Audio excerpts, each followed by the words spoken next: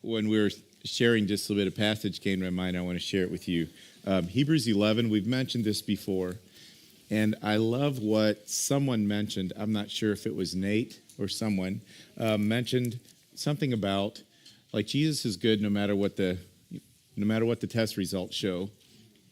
And that's really true. In Hebrews 11, there's the first part where there is conquering battles, women receiving their dead back to life. I mean, we're tearing lions apart with our hands, and all of a sudden it switches. And it said, and some were living in caves without a home, and it says this about all of them: the battle conquerors, the ones that were living in caves, the ones who were conquering battles and getting sawn asunder, cut in half. These all died in faith, not having received the things promised, but having seen them and greeted them from afar, and having acknowledged that they were strangers and exiles on the earth. For the people who speak thus, I like it, like people that talk this way, make it clear that they are seeking a homeland. If they had been thinking of that land from which they had gone out, they would have had opportunity to return. But as it is, they desire a country that is a heavenly one. Therefore, or because of that, God is not ashamed to be called their God, for he has prepared for them a city. It is really easy. Like worship and praise comes easily. It's almost a default when things go our way. But when they don't, like God is good. And there are some times when I don't feel things that I have to stand on some promises that are more real than my experiences. That is true. So I'm like up against insurmountable odds. Like we're a few minutes later than normal, and it's going to smell like food here in just a little bit. And like I am behind the 8 ball from the very beginning. But what I want to talk to you about is something that is exciting to me, and I think it's important. This time of the year, and I've mentioned this wording before, is this time of the year, not just Christmas. So I'm kind of past Christmas because we had our Christmas service preaching last Sunday. And now, like, I'm thinking into next year, and towards the end of the year, you get this rise in the trail effect where, like, I have this picture of this guy on a horse, and there's this hill, and he goes up on top and has the ability to look back the way that he came, and has the ability to look forward the way that he's going. And so today, I would like to look back, just this past year. And the easy thing to do is evaluate my circumstances, or just in really plain English, to evaluate everyone around me and see how they are doing compared to how I wish they would do and how I wish they would apply the things that I know to their lives. Like, it's really easy to do that. And the more we know, I think the more low-hanging fruit that is. As time goes on, it's really easy to evaluate other people more than it is to look at ourselves. I just want to push pause a little bit, and maybe even more than externally, internally, look inside and say, how am I? How have things been going with me? And to do that, I think we have to have an accurate metric. What are we using to determine how this past year was? What's the metric that's used? Made more money than we ever had? Maybe that's true for you. Had more peace in my home than I ever had? Maybe that's true for you. What metric? What do we use to figure out how things are going for us? I came across a documentary that I watched, and it's about the Tomb of the Unknown Soldier. And it is fascinating for me. These guys are like perfection personified. Every part of them, like if you see behind the scenes, they live. This is a position of honor for them, and everything that they do, what they wear, is meticulously gone over. Like they measure from the awards that they have to their belt buckle, the buttons. Everything is measured perfectly. It's turned the right way. It's fascinating to me. But one of the things, and this has been going on, so it was established, I believe, in 1921 when the remains of a soldier from World War I, an unidentified soldier, was ceremoniously buried in Arlington. And a memorial was set up for all of the unnamed, unknown soldiers that died at war. And then in 1926, they established a guard. They set up a guard. And that guard, for almost 100 years, has been doing the exact same thing. And one of the things that I found pretty fascinating as I was listening to this is what they say to each other. So it's like this, it's a ceremony, and it's awesome. I mean, the steps where they walk are worn in. You can see exactly, they do the same thing every single time for 100 years, almost 100 years. And whenever these soldiers come and they face each other, they say the same thing every single time. The one says to the other, orders remained as directed.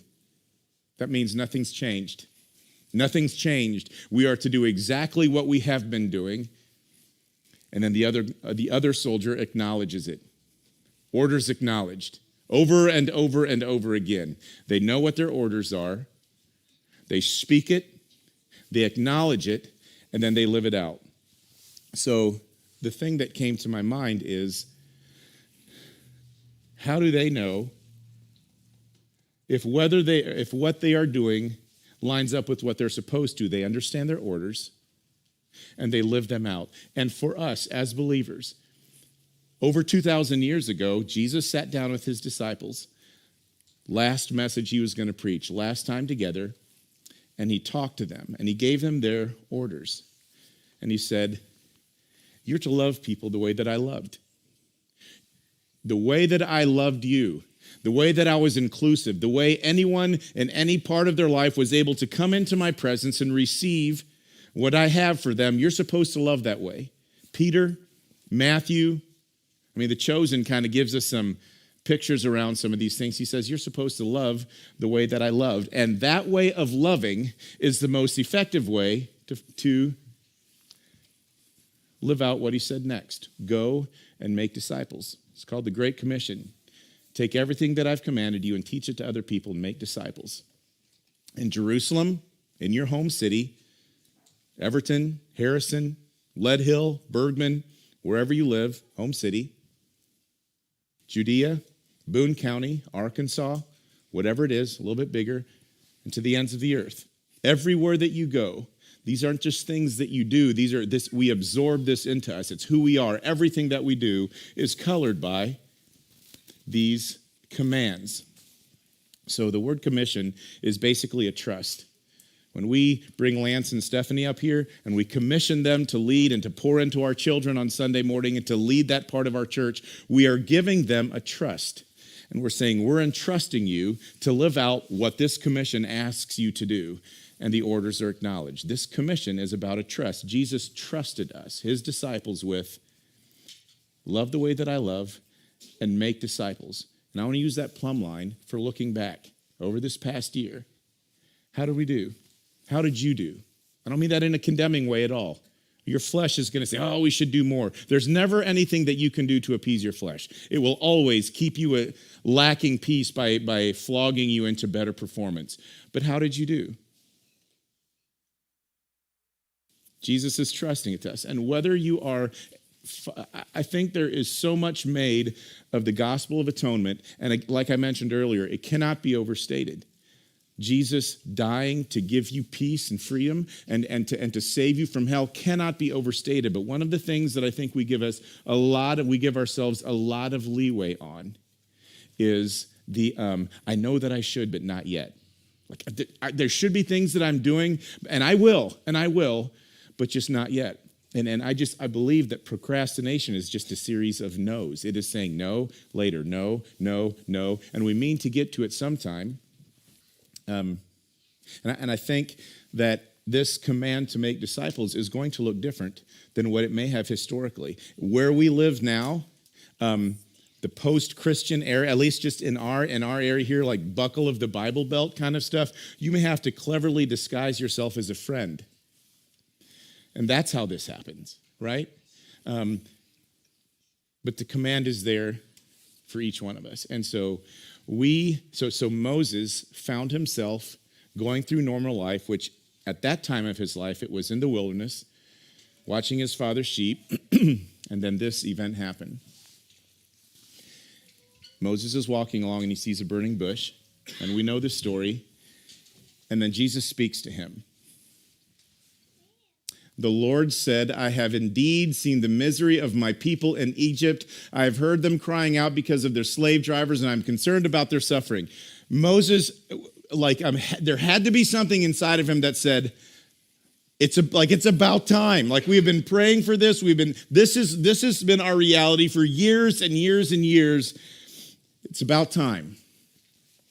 So I have come down to rescue them from the hand of the Egyptians and to bring them up out of that land into a good and spacious land, a land flowing with milk and honey. And if you are Moses, the reason that he is in the wilderness is because he took things into his own hands and tried to make this happen earlier than what it should. So he has been living and breathing this. God made a promise. These things are supposed to be happening. And all of a sudden God says, I'm coming down to do it. And Moses has got to be saying, like, yes. Yes. So what's coming next? What's coming next? So now go. I'm sending you. And Moses is like, excuse me? Like, could you repeat that again? It sounds like you are sending me to go back to a place where the ruler is trying to kill me. There is all of us, it takes very little to see needs. It takes very little for us to look around and see the things that are wrong. It takes very little. And Moses was right there, just like we are, saying something has got to be done. And God said, you're exactly right. I want you to go. And Moses was like, it needs to be done, but not me. Like, look, I can't handle this. Moses falls into the same passivity trap that a lot of us as disciples of Jesus do, that we hear of all of the things that should be done, but there's always reasons why it's not for me. Like, understand it needs to happen. Great Commission, fantastic. Love people, all of that. I believe that so much, that's great. I would like for you to do that. Hang on a second. Like me, do you know what I've come from? Do you know who I am? Do you know the shame that's following me through all of my life? And those things need to be dealt with. We'll chat on that here in a little bit.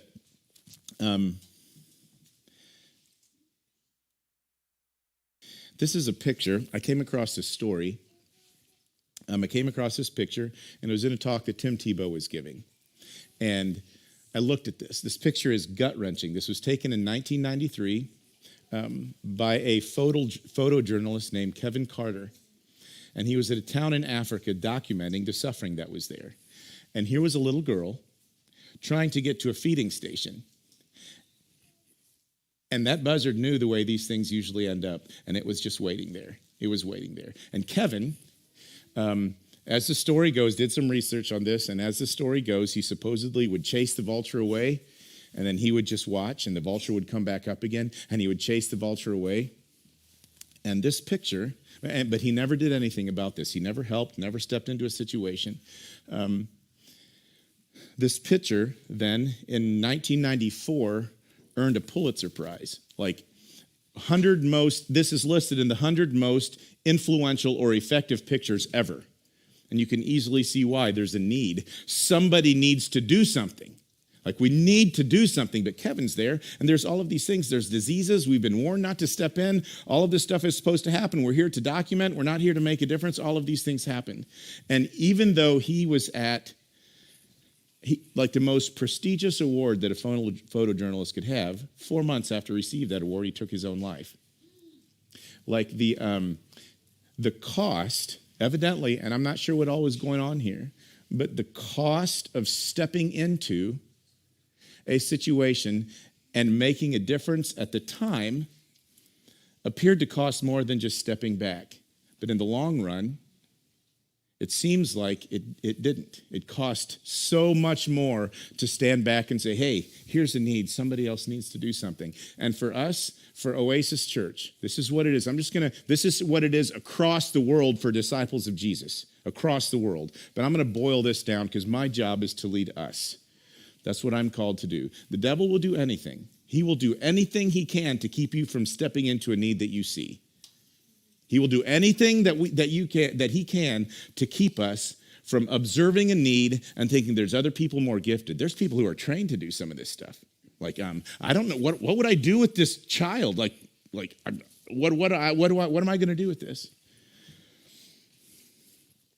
Revelation 12:12. Therefore rejoice, you heavens, and you who dwell in them. But woe to the earth and the sea, because the devil has gone down to you. He is filled with fury because he knows his time is short. Do you know how he knows his time is short?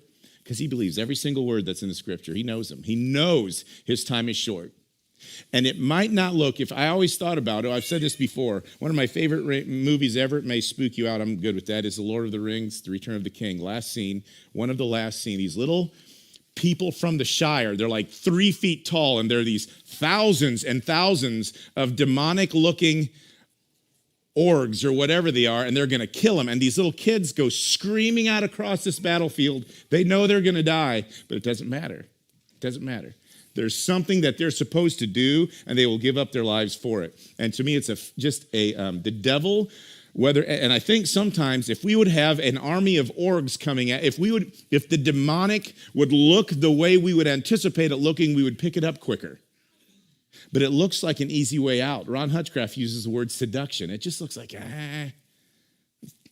you can do it now. Not now. There's time for this, and we get lulled to sleep.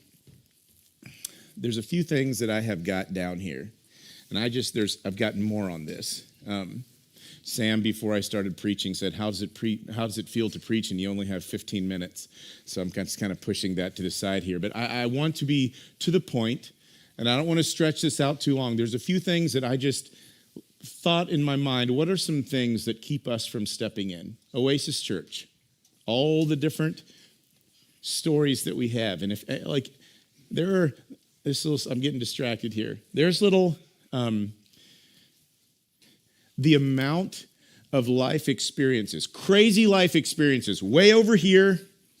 I was a bad person, and I have been around the block, and if you think it, I've done it, all the way over to here. That's like, I grew up in church, and I have to really think of bad things that I've done. All of those stories, all of those things coming together to create unity in a body that can make a difference. It is incredible to me. It's incredible to me.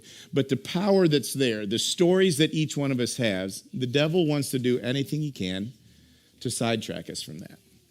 So I wrote some of these things, just jotted some of these things down. One is consumerism, and it's just fairly straightforward that people are here for me. Life is here for me. Jesus is here for me. And most of our relationships start out that way, right? Like when I got married, I love how you make me feel very quickly gets introduced to a much, much deeper method of love that might not even feel like love.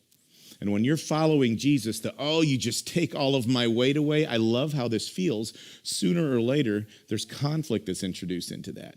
And there's invitations to growth.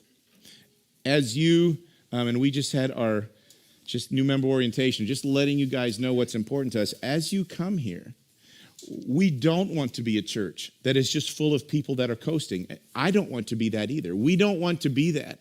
And it's easy to come into a church and we say, like, I have had pain in my past. I've had pain in my past. I'm ready to come somewhere that there's just not pain, that I can be here. And that is God brings healing. Jesus says he came to put people's hearts back together again. But there is a time when the people around you can't always be about you. Like there's commissions, there's places that we're supposed to be like consumerism. Life is about me. My family's about me. I'm the man of the house. I can make this place be about me, and it's selfishness, and it's not leadership. It's not leadership. Consumerism. The next one is a comfort zone. I just have a way that I'm used to doing things. And sure, it's not like the best and it's not super healthy, but it's known. Like I know what it feels like to live here. I know what it feels like to be here. The culture that I was raised in, like it wasn't just a perfect culture, but I know, I like how it feels to go somewhere and people can maybe tell that I'm different. Maybe I dress different and I don't even have to say anything. Like there's just difference just glows Jesus out of me, evidently, and I can stay in this comfort zone, and I don't have to get stretched. Jesus won't let you stay there. Jesus, in the most loving and grace-filled way, doesn't care about your comfort zones. And he left the most comfortable comfort zone ever. He left heaven to come down and someday telling him, yeah, that was pretty stretching, might not cut it very much with him. The comfort zone is about control. And one of the first things we learn as we follow Jesus, that if he says we're going to walk through Samaria, that's where we're going to walk. Busyness is another one. There's so many things about this that we could jump into, and I think this pushes pretty deep for a lot of us. There's stuff that's going on. There's things that we have that's going on, and I think the good question that's asked is why? Why? To what end? To what end? We're busy now, but someday. We're busy now, but someday. And my job. So I'm a business consultant, like bivocational pastor. That's what I do. My job is I help make businesses profitable. We see where we go, where are we at, where are we going, how do we get there? That's my job. I'm not scared of profit at all. I'm not scared of that. But we pour ourselves into so much of our lives for a little bit at the end. To what end?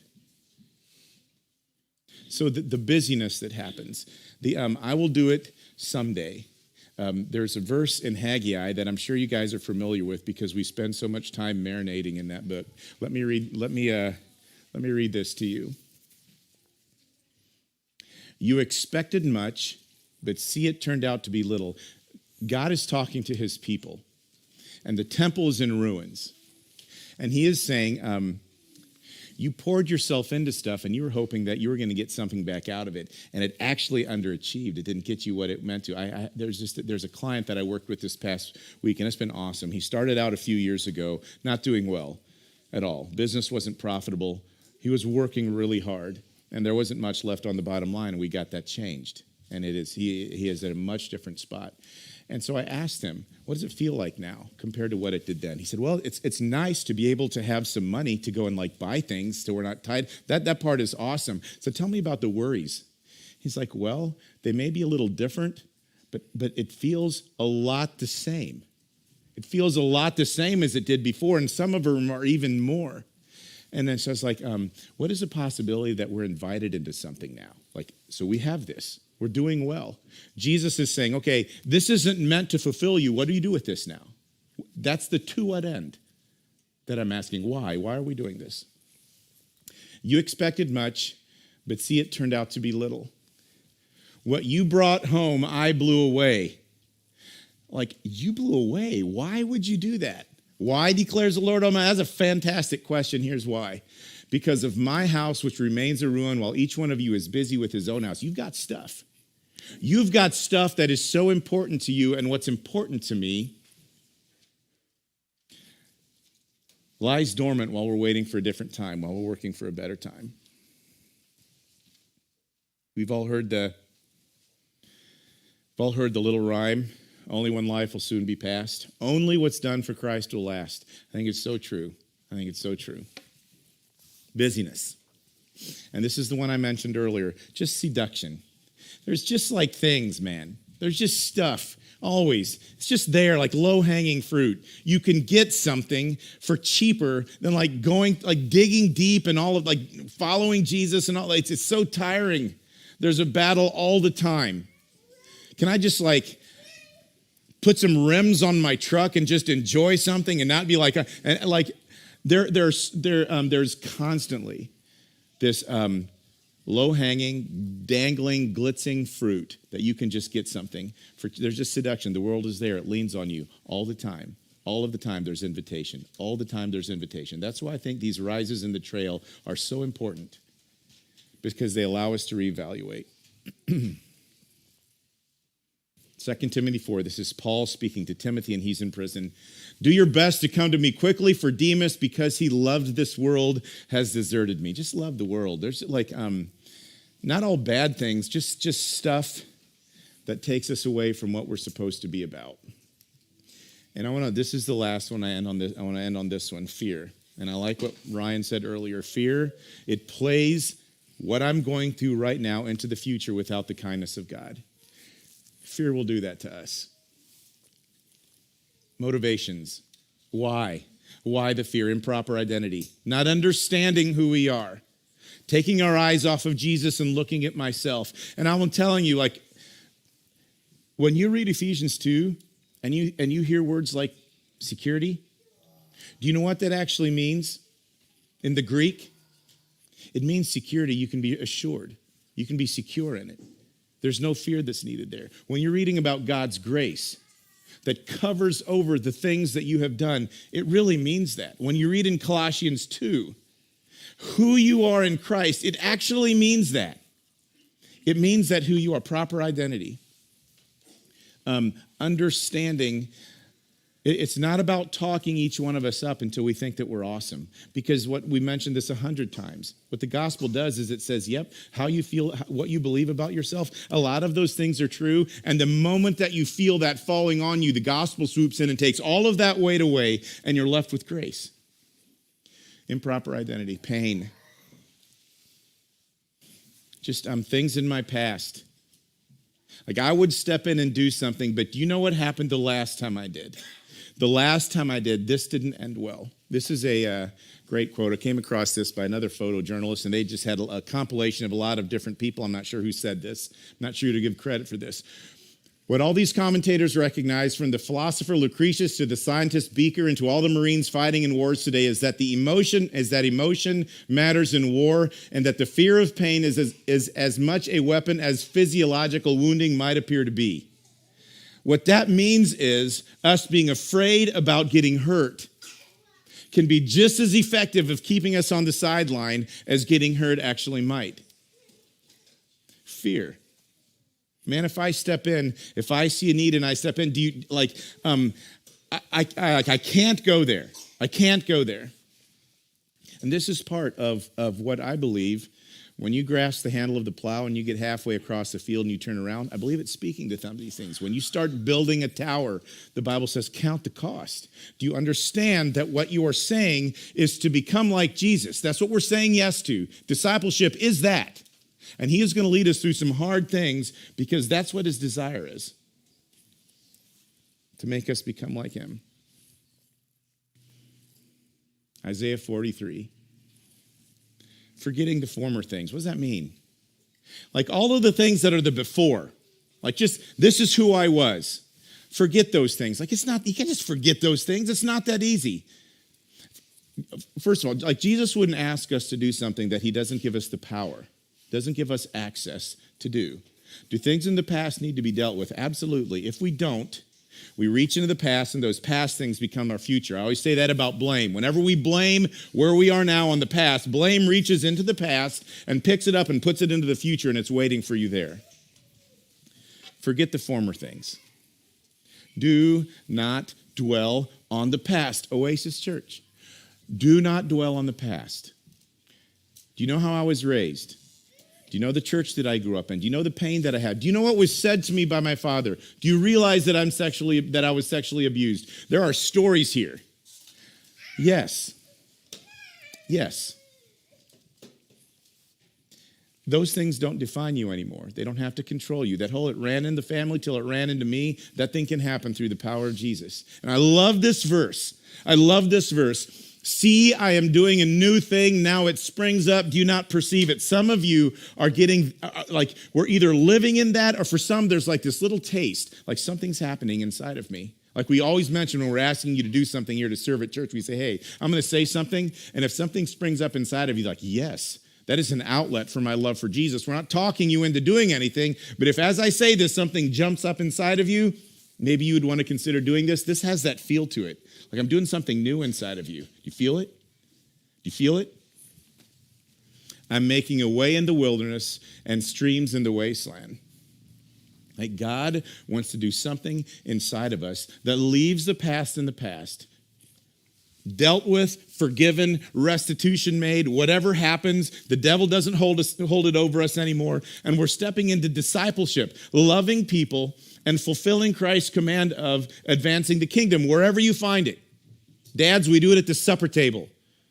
We're bringing righteousness, peace, and joy in the Holy Spirit. That's the kingdom. That's what we bring when we come into a situation. That's what we bring. You can do it everywhere that you go. I don't think that Jesus is trying to change the things that we do as much as he wants to infuse the things that we do with an eternal perspective. the golf playing, the business that you do, you're hunting, whatever it is. Jesus wants to like take that and weaponize it and give it back to you. I believe that so much. So let's go back to Moses. But Moses said to God, who am I that I should go to Pharaoh and bring the Israelites out of Egypt? Like, who am I? And God said, I will be with you. Here's what he didn't say. He didn't say, Moses, you can do it. You've been raised in the palace. You know how to be a king. You know how to lead people. He didn't say, in just a little bit of time, you're going to go over into Egypt, and some of the things that you're going to do are going to blow your mind. You're going to be like frogs up in this place. And there's going to be like frogs everywhere. And your mind's going to be dark here, and it's dark. And you're going to bring water out of a rock, and all of these crazy things are going to happen. You're going to meet me on a mountain. I'm going to give you, he didn't say any of that stuff. Nothing. All he said was, I'm going to go with you, and that invitation is to you. And I don't mean to overstate. Some of us may change the world by changing our world, by changing our supper table. Some of us have no idea the impact or the trickle-down effect that can happen when we step into who Jesus has called us to be. We have no idea. He doesn't tell you all the great things that you do. He says, I'm going to be with you. There's a really cool thing that happened in this story at the beginning of this chapter. It says, it talks about Moses' rod. It calls it the rod of Moses. And God asked Moses, what's that in your hand? He's like, it's a stick. It's a rod. And he says, throw it down. We know the story. It turns into a snake. He says, pick it up. He picks it up by the tail, and it turns back into a rod again. And at the end of the chapter, Moses' rod is now called the rod of God. At the end of that chapter, that rod is no longer Moses, it's God's. I love that picture of the things that happen to us, the things that bring fear in us from our past, our story. We call it our hope story. Those things, we start out with saying, God saying, what's that in your hand? Like, it's my life experiences. Give that over to me. And the story starts out with us having a story. It ends up with God having a story. Like, I believe that's so much for us. I believe that's so much for us. I will be with you. And I know I look at myself. You may look at you and think, like, I have so little to offer. Like, what I have, it's so mundane. It's not beautiful. And I came across this picture, and this is actually a really cool photograph, and the screen and the pixelation makes it look ghetto. But I remember years ago, we used to live in Florida, and we used to jump on this little boat and go way out further than we should on this little boat that we had. There's this island called Cayo Casa, and we'd camp there. And I remember the stars and the moon coming up over the water, and that beautiful, just beautiful. And I like, did you know? And so Karen, fan of the moon. Every time it comes up, she's like, you guys have got to come out here on the back porch and look. It's beautiful. But the moon isn't beautiful. It's rocks and it's dirt. And if you step out of your lunar vehicle without the proper whatever, it will kill you. The moon is not beautiful. The moon is only beautiful, and just to use the most trite, we've heard it a million times, because of what it reflects. That's the only reason. That is the only reason that your life is beautiful. It's because what you gaze on. And you can look at your pain, and you can look at all the things that you've gone through, and you can spew that crap for the rest of your life and make everybody aware of how bad things are and all of those types of things. You can do that. Or you can stop looking at yourself. We can forget the past, and we can look at Jesus.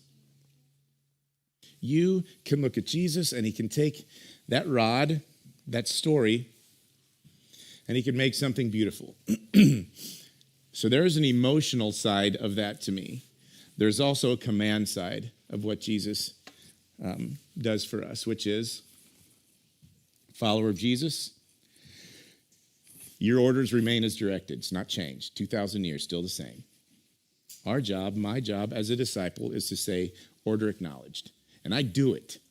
And it rains on us, and it's hard, and there's difficult seasons. The orders stay the same. Be careful how much leeway that you give yourself for fear, busyness, seduction of the world, like improper identity. All of those things, all of the power is available to us. It's all available to us. Those things standing before Jesus someday to me just seems so shallow. Like I was trying to build a business so that we could, to what end? And I'm all for building businesses. I'm all for it. All of those things Jesus just wants to use. But the question of why, I think, is so important. Why? What's the cost? What is the cost? Is it something that the end has got kingdom advancement all wrapped up in it? Or is it actually your advancement? Like someday, I don't want to have to be doing this because I can, and then fill in the blank. Why is so important. And in all of this, God's command, his invitation is never, you have no idea what's going to happen through you. You're going to like Moses. All of these miracles can happen. He doesn't tell you. He doesn't just tell you that it might not be the end of Hebrews 11. You might give yourself over to me and lose your home. And all of a sudden the hard things happen. He doesn't say that. That's part of counting the cost. That's part of discipleship. Following Jesus. Wherever you go, you walk through Samaria. I don't like going through Samaria. Well, you're following me, are you not? And we go. I don't want to be so tapped into what it feels like to look at the moon when it's pretty that we get past the fact that we've been commanded to make a difference. You've been commanded to make a difference. And the cost of seeing something and saying, somebody needs to do something about that, is always far greater than saying, I don't even know what I'm supposed to do here, but I'm going to step in and I'm going to make a difference. This just came to my mind. Some of you might recognize the name Peter Parker, and some of you might not be Spider-Man fans. I'm not a Spider-Man fan, but if you are, you recognize that name. And what happened was Peter Parker got bit by a radioactive spider, and all of a sudden he began to manifest these supernatural powers. And when he was asked about it, this is what he said. He said, I only know that living a normal life is no longer an option for me. I'm like, for some of us, something's changing inside of you. Do you feel it springing up? Like, do you perceive it? Isaiah 43. And then you get bit by that and you're like, I can no longer sit halfway back and just let everybody else make a difference. I've got to do something. I've got to do something. So I just want to end up with this. What does 2022 look like for you? What did it look like? Orders remain as directed. How'd you do? What sidelined us? What kept us out of the game? Shame, improper identity, busyness, just all these glittery things that take us away. And we're going to get to this. Someday I'm going to be in, right? But like bringing your family to church, sitting here, hearing good preaching, having well-behaved kids, it's just nothing. In the light of the gospel, that means nothing. My friend Steve Stutzman says, being at church no more makes you a Christian than parking in a garage makes you a car. Like there's nothing there. It's about discipleship and following Jesus. I want that for us. I want that for me. I don't have this together. I dip in and out of this. Like what Brandon said, man, like sometime you're like, other like rabbit trail to the rabbit trail. What this is not, if I believe there are some of you here that are going to look back at 2022 and said, I did what Jesus asked me to do. There was somebody that needed a cup of cold water and a place to stay, and I gave it to them. Don't let your flesh hijack that you didn't do enough. Jesus speaks to us and tells us where we are. If you didn't do enough, feel the weight of conviction and change. Feel the weight of conviction. Conviction's not bad, change. But don't allow your flesh to throw condemnation when you said, Jesus led me and I listened. And I stepped into it. And I've been speaking into people's lives, and I've never done that before. Bless you for that. For us men who are wanting to lead our homes at levels that we haven't before.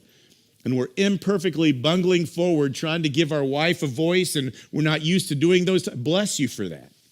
Don't let your flesh ramrod you into condemnation, but feel the weight of conviction. If you look back and say, this next year's got to be different than what this past year was. Something needs to change. We're going to look at that in 2 weeks. Since we're not having church next Sunday, we'll look at the looking forward next time. What's possible? So we're going to look forward at that. Sunday school. Kids, thank you. You've been fantastic. Thank you for hanging out. You can go back.